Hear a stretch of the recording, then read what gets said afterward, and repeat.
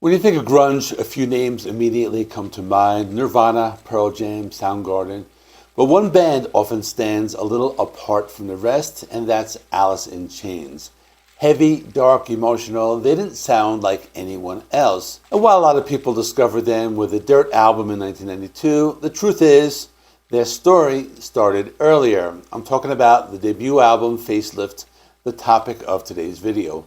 But to understand how Facelift came to be, we've got to rewind a little back before Alice in Chains even sounded like Alice in Chains. In the mid to late 80s, Seattle wasn't yet the music capital of the world. The Sunset Strip in Los Angeles was where bands were chasing fame. Glam metal was everywhere. Bands had big hair, flashy clothes, and songs about partying and living fast. And believe it or not, that's actually where Alice in Chains' story begins. Guitarist Jerry Cantrell had been bouncing around different bands, trying to find his place. He eventually met Layne Staley, who at the time was fronting a glam metal band called Alice in Chains. Written away, I have it here on the screen. So in other words, Layne was already using a version of the name. But this wasn't the dark, heavy Alice in Chains we know today. Instead, it was eyeliner, teased hair, and neon clothes. The band didn't last, but it gave Layne some experience as a frontman. Around the same time, Jerry Cantrell was forming his own musical identity. He was writing riffs that didn't sound like what you would normally hear on the Sunset Strip. They were heavier, moodier, and carried a darker edge.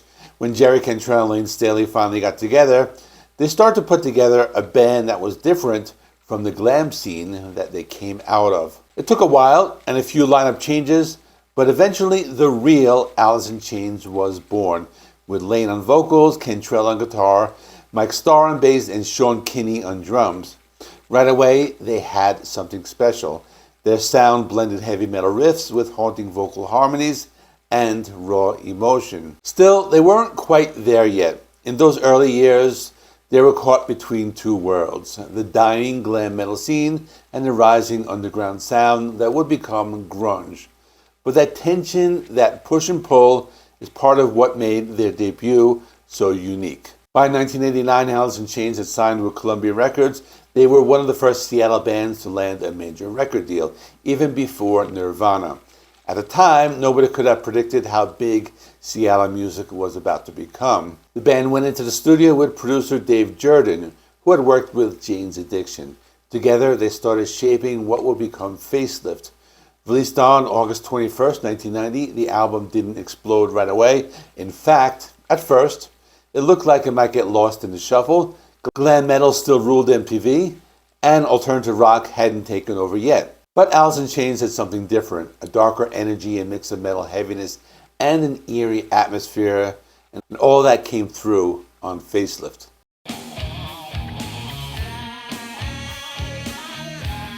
The album's turning point was the single Man in the Box. At first, MTV didn't know what to do with the video. It was strange, unsettling.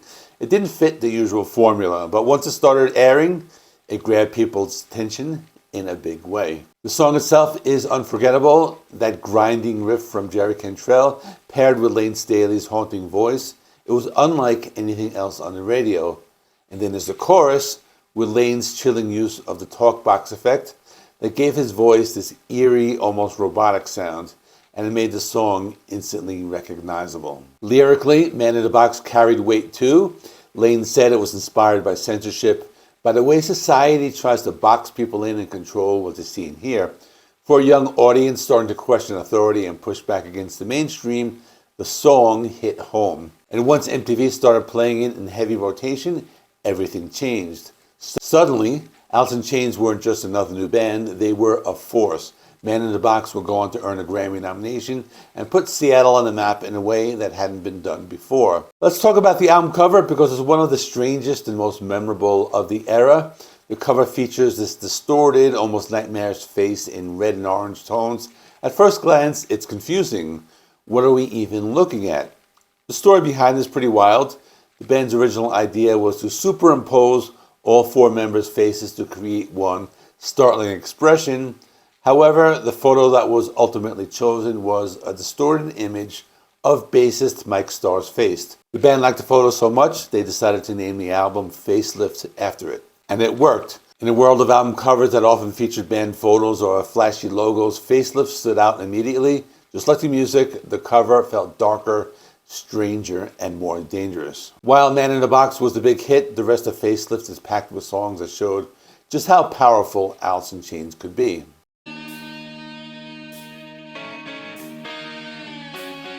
Sea of Sorrow became another single, showing off Cantrell's guitar work and Layne's emotional vocals.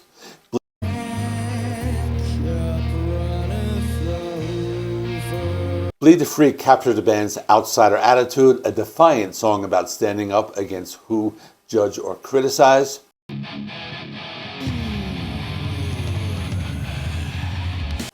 We Die Young, the album's opening track, set the tone immediately, fast, aggressive, and uncompromising.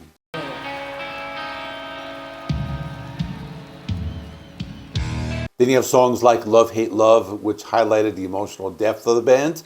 Layne's vocal performance on the track is intense, almost painful to listen to, but in the best way. It showed that Alice in Chains wasn't just about heavy riffs, they were about raw, unfiltered emotion. Taken as a whole, the album painted a picture of a band that had something real to say and a sound that was completely their own. So why is Facelift such an important album? For one, it was the first major label release from the Seattle scene, beating out Nirvana's Nevermind and Pearl Jam's 10 by over a year. It proved that this dark, heavy new sound could connect with a mainstream audience. It also set the stage for everything Alice in Chains would do next. Without Facelift, there's no Dirt, no Jar of Flies. It was the beginning of a career that would influence countless bands and help shape the sound of the 1990s. But more importantly, Facelift still holds up today. It's raw, it's heavy, it's emotional, and it captures a moment in time when rock music was about to change forever. Alice in Chains started in a world of glam metal glitz, but they broke free and created something entirely their own. Facelift was the first statement to the world, and it was a loud one. With songs like Man in the Box, We Die Young, and Sea of Sorrow, they proved that darkness, heaviness, and emotion could cut through the noise of mainstream rock. Looking back, it's clear that Facelift wasn't just a debut, it was the opening chapter of one of the most powerful bands of the time. And even now, even more than 3 decades later, the album still feels alive, dangerous, and a little unsettling. Because that's the thing with Alice in Chains, they didn't make music that just you listened to, they made music you felt, and Facelift was the start of that journey. So if you like this video, please give this video a like and subscribe.